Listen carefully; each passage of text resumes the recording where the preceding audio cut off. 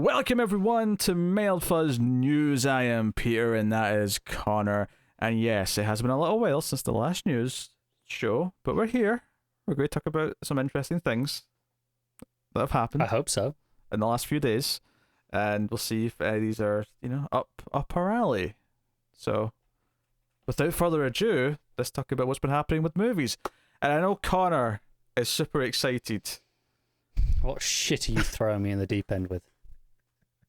Connor's super excited about all the juicy details that have come out about the next Transformers movie. Actually, I'm shockingly interested in this. I shouldn't be, but I am. Well, there's some things to kind of like about this. One, it's more of a follow-up to Bumblebee than it is to the other films because it's set in the 90s and it's that part of the timeline. We're apparently going to have a more classic-looking Optimus Prime, and it'll be kind of, as they're putting it, like his kind of first encounter with Earth that makes him like Earth. So there's potentially a good character story there for Optimus in that sense. Being all grumpy at the start and then you know, the hero by the end. So, so it's going to be called Transformers Rise of the Beasts, which is a terrible title, but, it's just super generic and movie-esque, like... I mean, it is a Transformers movie. I mean, that's true.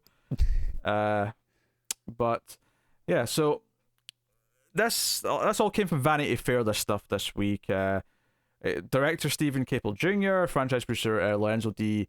Bonaventura, like, they were all on hand talking about all this stuff.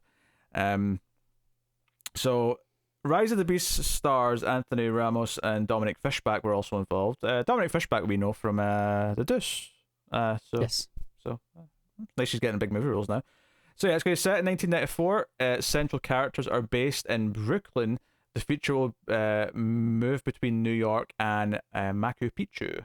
So, cool.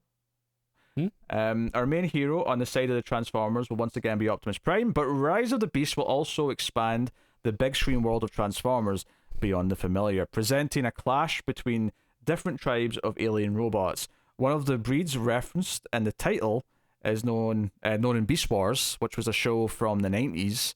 And I never watched this, but from the screenshots I've seen posted with this news, it looks like it was a CG, like an early CG TV show. Is that correct? Sounds vaguely familiar. I didn't watch it either. I'm vaguely familiar with it existing by name. Oh, you said because your excitement, I assumed you had some attachment. I'm just shockingly excited about a Transformers movie, which I know I shouldn't be, and it will only crush me. Yes. But I want to love it. So the disguise that they take on versus obviously the vehicles that our regular Transformers take on, as you might guess from the title, is animals. And their leader is Optimus Primal.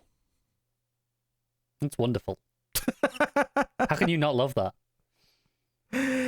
Oh dear. So they're good guys still, but then we also have two groups of villains. By the sounds of it. Well, I've got two groups of heroes. We need to have two groups of villains as well. Sure, yes. So we'll see the Beast War robots go war with their natural enemies, the Predacons. Wonderful. I'm gonna love this movie. The Terracons. So good. They weren't even trying with some of these names when they were naming them. No. They just stopped. I'm not expecting this to be a good movie. Sure. But I just want a fun movie. And I mean, it doesn't have to be as good as Bumblebee. It won't be. That's fine. Just needs to be better than most of the other Transformers movies. I mean, it's not Michael Bay. If nothing else, that's a nice thing. It's refreshing that it's not Michael Bay. The Predacons, this is a quote from one of the people talking. The Predacons in our film are more reptilian in nature. So these are the villain. This is one of the villain groups. Yeah. We've seen a few Transformers films, reptilian style Transformers, but now we'll get to see another side of them. It's all about building a backstory to these characters that we'll see more of on the Predacon and Terracon side. Just saying both of those close together just makes them sound more ridiculous. I'm so down for this movie. Oh dear. Yes. Very, very, very odd. But yeah, so there's some descriptions of some of the human characters, but no one cares about them. No. So yes, so to sum this up, it's set in 1994. It's set mostly around New York, and we're going to have Autobots. We're going to have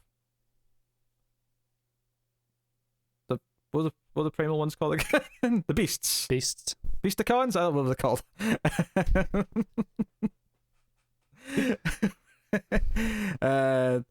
There we've got the Predacons and the Terracons as the villains, and will there be any Decepticons at all? I do not know, but there's just one behind them all. Very possibly. I'm scanning here because I know that one of the articles mentioned who the leader of one of the villain teams were, and who his lieutenant would. It's kind of the Megatron and Starscream of them. I'm trying to scan this article and see if I can see it in here. Was it a stupid name? I was definitely not remembering.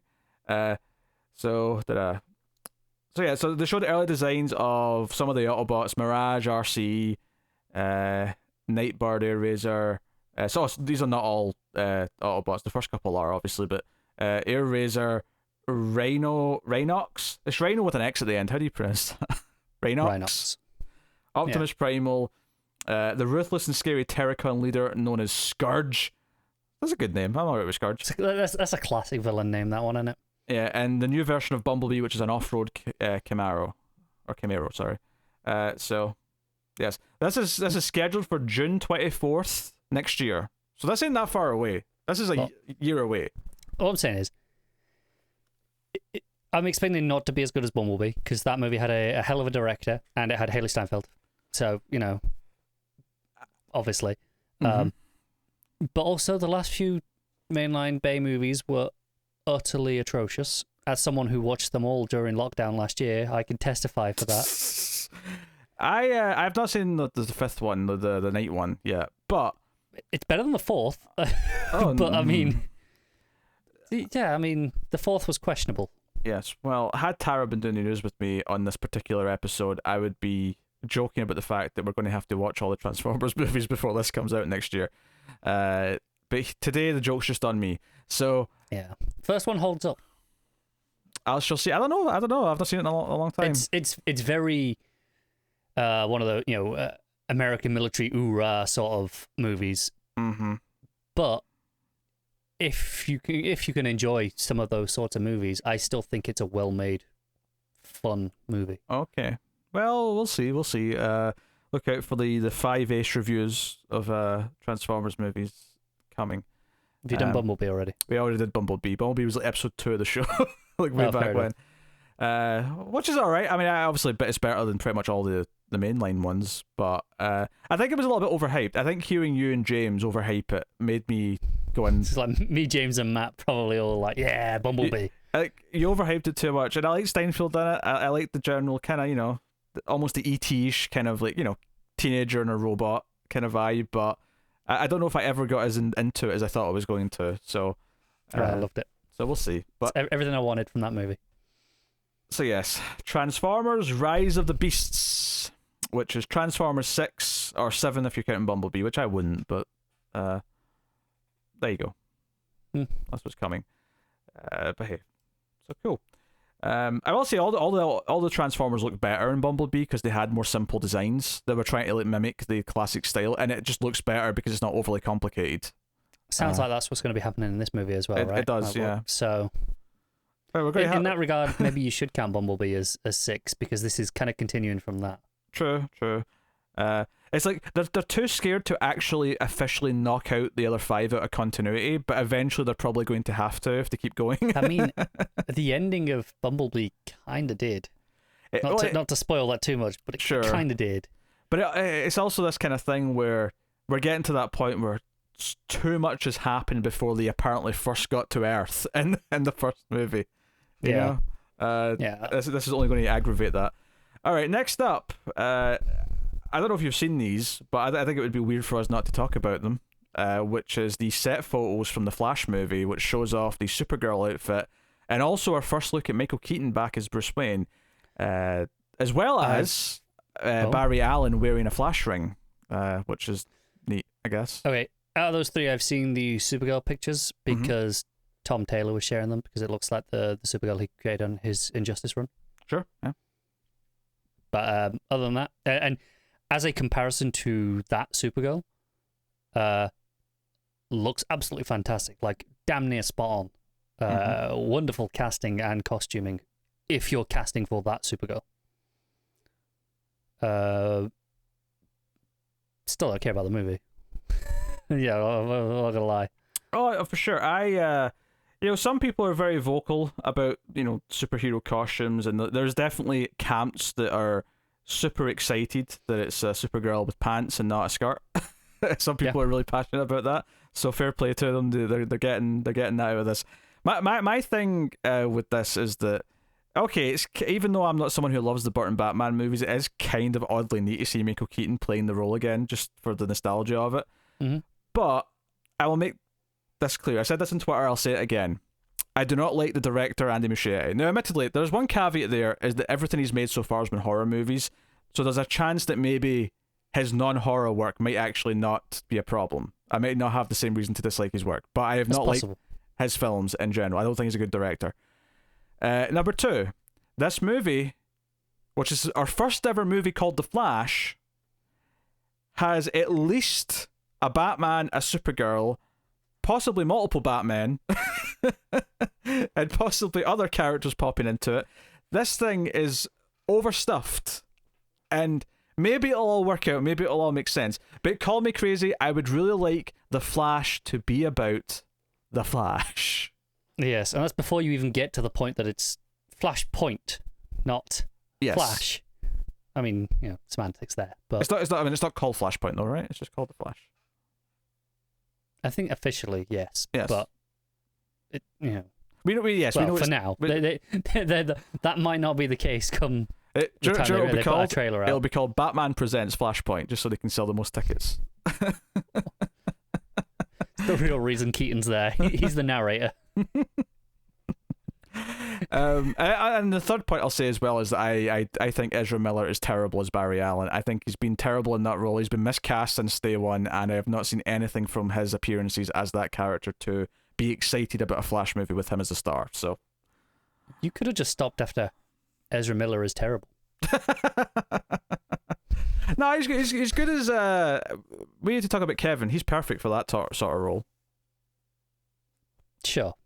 But he's also a shitty person anyway, so... Sure, but he just in context of what's on screen and the media itself, I do not think he's right for that role. So I have very little reason to be that excited about this. So... It's a weird one where I don't see myself going to the cinema to see this one. I will, because I'm going to review it for the channel. But sure, but I don't know if I will, which says a lot. But I'm doing it effectively for work. I'm making the choice that I want to do it for clicks, not because I want to see it. You want the content. Yes, I want the content. It's all about making content. Yeah. Which is really soulless me to say that. Although when you watch the newest episode of Loki and you feel like Marvel have got the exact same attitude, it's a little bit disheartening. Sorry. You're telling me Marvel products are disposable? I actually kind of enjoyed the first 2 episodes, but episode 3 was so cookie cutter. It was such a cookie cutter episode of TV, it was unreal.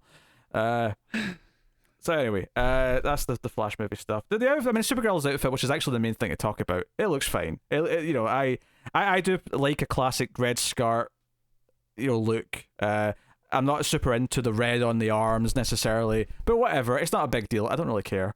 It looks. It's not like ugly. No, it looks high in quality. It looks like it's it's kind of mimicking the Man of Steel texture a little bit, which is fine.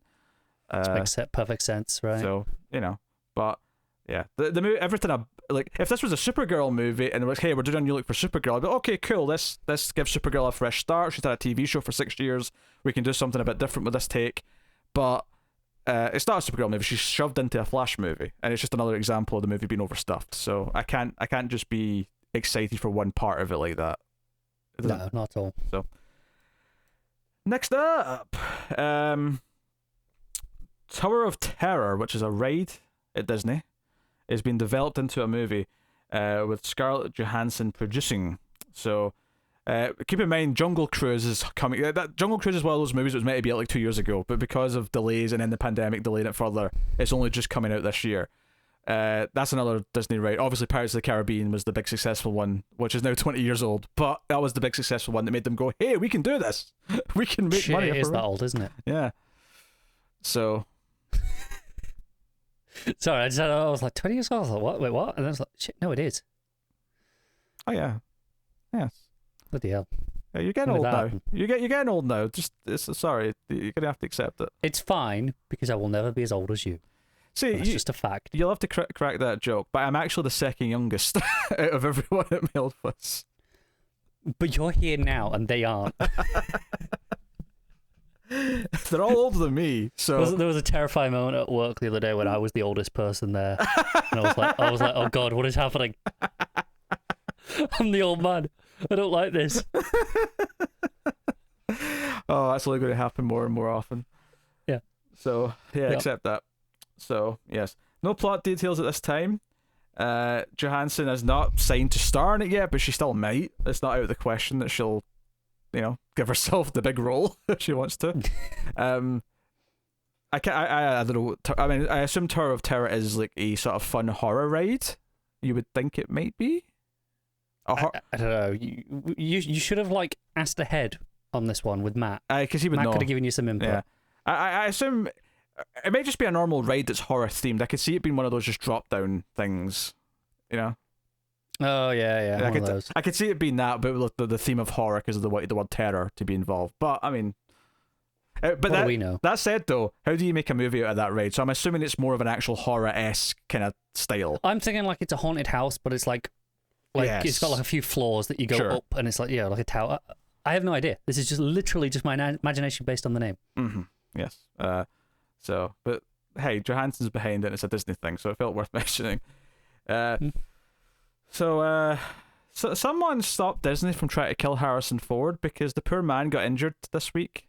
Again,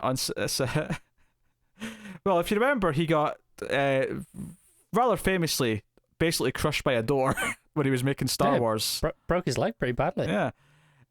Well, he got a shoulder injury this week, and they are still shooting, but they're now sort of rejigging the schedule around him recovering from his injury. Apparently, I don't know if he was throwing a punch or whatever in a scene, but it basically just... He's 80 years old, okay? He's 80 years old. Hence why this is clearly the indie retirement movie. Yes. He's getting injured even just throwing a fake punch, okay? Just let him go and fly planes for the rest of his life. Yes. So the extent of his injury wasn't known immediately, but it involves his shoulder. Director James Mangold will continue to shoot around him while the appropriate course of treatment is evaluated. It's all very sort of PR speak there. But Got it, haven't they? I don't begrudge that too much. This doesn't mention the punch thing. I definitely heard that somewhere, so take that with a grain of salt just in case it's internet rumorage. That might have just been some random tweet. Yes. That was kind of like a funny thing, and you've gone, oh. It's just not intentionally, but it's just kind of stuck in your brain when you've come back to the story. Very possibly, but yes. So there you go, Harrison Ford. Disney keep trying to kill him. So They might succeed yet. Well, I say Disney, Lucasfilm keep trying to kill him because technically Indiana Jones is still Paramount. Oh yeah. So, and Disney do own Lucasfilm, right? But yes, Paramount still. So Disney are still involved. So my statement's not completely silly, but Paramount are also have partially responsible. Yeah, they can't just go make an Indiana Jones without Paramount say so. They're equally, if not more so, behind the rights of it. So next up, they're doing a new Snow White movie, live action, because Disney have not they've still got things to remake in live action, so they're going to keep going. So this is actually an actress who's going to have her big breakout role in the West Side Story remake that's coming out in December. But Rachel Zegler has been cast as Snow White in the live action remake. So, yeah, I don't know who she is yet. Mm-hmm. I'm assuming. I've not seen her in anything else. I don't recognize her name or her face. So, yeah, name's not familiar to me, but I am looking forward to that West Side Story movie. So I can judge her then, I guess. I'm not. Sorry, you're not excited for a new Spielberg movie? I've been excited for a new Spielberg movie in 20 years. I know. It's not they've all been bad, but let's face it, Spielberg's last 20 years has not been that hot. It's really not. No. Dependable, but nothing exciting for the most part. This might be the one. This might be the one to the return to form. Not for me, I don't think it'll be. So, next up, Jerry Seinfeld has been cast and will direct a film for Netflix. It's called Unfrosted. I want you to guess what this movie's about based on what I've told you. I have no idea. It's called Unfrosted. Jerry Seinfeld's going to star and direct, and it's about something. It's about a thing. It's a true story in the same way that, you know, the founder was about McDonald's. This is about something. Right, okay. I'm going to kick myself when you tell me, aren't I? I don't know. I mean, it's maybe not as iconic as McDonald's in that sense, but I think it's funny. I laughed. This was such a random ass headline to read when I saw it the other day. Okay, it's not coming to me. It's a movie about the creation of the Pop-Tart. Ah, okay. No, I never would have gotten that. I've never had a Pop-Tart. Oh, your life is incomplete. I've never felt like missing them. Oh, they're great. Looking at them, I don't see the appeal. Oh, they're great. Oh, it's so... Sometimes they're not really my sort of food, to be honest with you, when I look at them. Okay, well, someone add it to the list of why Connor's the worst, but... It's a long list at this point, let's be honest. So, yes, he's working with Netflix on Unfrosted. It's a film comedy, so it is a comedy. It's not like it's going to be a straight, like... Well, that would be weird otherwise, wouldn't it? Yeah. It's not used to be a straight biopic of whoever invented the Pop-Tart. But he co-wrote it with Spike Forstein, so he co-wrote this as well. And he's Barry, very involved. And Barry Marder, so there's two other writers with him. But he's going to direct and star. It's inspired by a joke he told on the stand-up stage about the world-shaking invention of the Pop-Tarts. So, it's actually, I mean, I don't know how much of this is going to be based on truth. It depends, I guess, how much truth factored into his stand-up routine about how Pop-Tarts came to be. But it's kind of coming from something he's already like talked about and is famous for talking about in one of his stand-up routines. Does it have a really stupid story, like the story behind cornflakes? What's the story behind cornflakes? Oh, they were originally invented by monks to be used as anti-masturbation tools. What? Because the monks couldn't touch themselves without the cornflakes giving them away, and then they could come and get told off, and because they weren't allowed to. How do the cornflakes give them away? Because they would put them all around the bed, so when they'd hear them, like all the crunching of the cornflakes. Yeah. I thought you meant like cornflakes stick to your hand, so then they check they check their dicks and there'd be cornflakes hanging off them because no. All the crunching and the rustling and stuff. This is true. Surely there's got to be something else you can put down that makes a crunching noise. You don't have to invent something for it. Probably not in whatever stupid year this was. A long time. I mean, it's only corn, it's only dried corn, isn't it? So I'm assuming this was a while ago.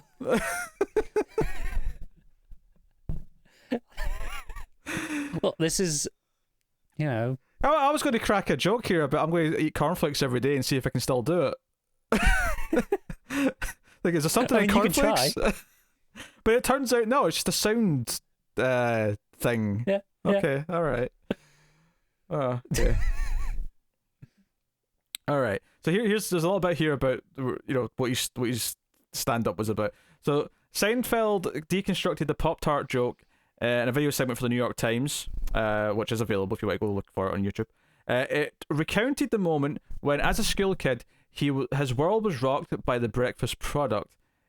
How did they know that there would be a need for a frosted, fruit-filled, heated rectangle in the same shape as the box it comes in and with the same nutrition as the box it comes in? Yeah. I wonder if this is going to be based on about how it actually got invented, or if it's just all going to be completely made up joke weird stuff. Bullshit. Yeah. Yeah. I have no idea which way they're going with it. But hey, whatever. So he's making a movie about the invention of Pop-Tarts, alright. Allegedly. Allegedly. It might be the fictitious Origin of Pop-Tarts, but Origin of Pop-Tarts all the same. Totally going to be sold as based on a true story. Honestly, I think if Kellogg's, who make Pop-Tarts, if they want to get in on this, they should totally start branding the boxes as seen in the hit film. Well, all I'm saying is Kellogg's also are the people who make cornflakes. This is true. So, Are you suggesting that Pop-Tarts were laid on a bed to stop people from doing something? I'm saying we can't rule it out at this point. How do we know that's not the ethos behind their entire line? Yeah. I mean, the shape I think is obvious. They're meant to fit in a toaster. So I think the shape's just a logical thing. But don't tell him that. He'll ruin the movie. Oh dear. All right. Next up, Jackson White has been cast, or he's in final negotiations rather, to be cast in the Pet Sematary follow-up that is happening. Although this news actually confirms that it's going to be a prequel, or at least have extensive flashbacks, because he's going to play a younger version of Judd Crandall, who is the old elderly neighbor who kind of befriends the family in the movie. John Lithgow played the character in the new one. So I hated. Not a great movie. I hated that new movie. I'm not even that fond of the original movie, but it's better than the remake. Oh, I never saw the original because I knew the reputation was that hot. Unless you're Tim. I don't know. I remember our streams episode getting some nasty comments where people think I was being harsh, that I didn't get it or something. So I've always been under the impression that it's not that loved. I'm sure there are a vocal minority who love it, but overall, it only is that highly regarded. I think people love the book because a lot of it being left to your imagination, I think, makes it actually creepy or scary. The book's really good. I will vouch for that personally. But the movie, like, there's ultimately only so much a kid who's like a zombie can do, and some of it's just kind of goofy. So hey, worth mentioning. Next up, we got Danny McBride, Gemma Chan, and Benedict Wong are in talks to join David Washington, who's already been cast, in the upcoming sci-fi film True Love, which is notable, and I was very excited to hear about this when it was first revealed a few weeks ago, maybe a month or so ago now, because this is the next film from Gareth Edwards, who has been kind of on a little bit of a hiatus ever since Disney ruined him with Star Wars. Yeah, I remember talking about this one. Yeah. So I'm excited to have another Gareth Edwards sci-fi movie, and I'm, Benedict Wong. Less excited to see Danny McBride. I mean, Benedict Wong and Gemma Chan, I have no qualms with. Danny McBride, I don't typically like him in comedies, or even, Alien Covenant, I suppose, another example. That said, though, I did quite enjoy season 1 of Righteous Gemstones, so at least it is proven to me that he can work in some capacity. So, That's fair. I never watched that. But, I'm a big fan of 2014 Godzilla. I love his early film Monsters, so I am game for this movie, and it's filling out its cast. So it's starting to feel more real. It's getting more of a, more assemblage coming here. So nice to see. Nice to see. So this is New Regency who are behind this one. And then the final story that I threw in here for us to talk about today is Alexander Skarsgård is joining Brandon Cronenberg on his new sci-fi thriller Infinity Pool. So that's kind of cool. All who, funny enough, was just in Godzilla vs Kong, which is somewhat connected to Godzilla 2014. Oh yeah, I was just mentally ticking through the family going, which one's this again? Oh yeah, this is True Blood, Big Little Lies, Kong vs Godzilla, or Godzilla vs Kong. Yeah, well, once you said that one, I was like, okay, this one. Yes. So, yeah, this is Neon's behind this. They acquired Cronenberg's 2020 sci-fi psychology film Possessor before. They got that out when it was screened at Sundance, and they're now working with him on his next film, Infinity Pool. And I saw Possessor. We reviewed it on the Ace, and it was a very strong, intense film. Sometimes you might wonder that, maybe, because obviously this is David Cronenberg's son, you're thinking, he's doing this extreme hardcore sci-fi movie. Is he going to feel like he's just, the watered down version of his father? It's going to feel like he's trying to copy his father. And honestly, he's probably just as good based on that one movie. It didn't feel like some watered down thing. If anything, it felt like he's more extreme than his father, and he's one to watch.